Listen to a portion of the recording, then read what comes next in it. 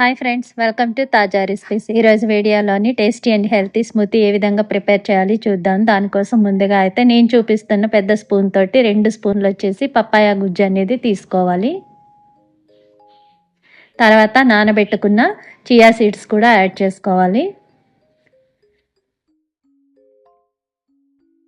Chia seeds కూడా add చేసిన తర్వాత కట్ చేసిన బనానా కొద్దిగా యాడ్ చేసుకోవాలి.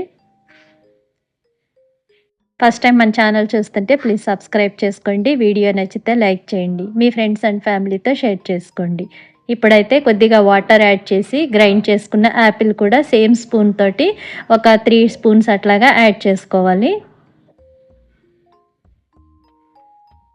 ఆ తర్వాత మళ్ళీ టాపింగ్కి పైన కొంచెం పపాయ కూడా యాడ్ చేసేసుకోవాలి.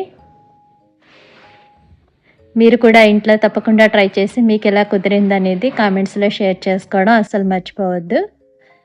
తర్వాత దీనిపైన వచ్చేసి హనీ అండ్ బాదం ఫ్లేవర్డ్ కార్న్ఫ్లాక్స్ కూడా యాడ్ చేసుకోవాలి.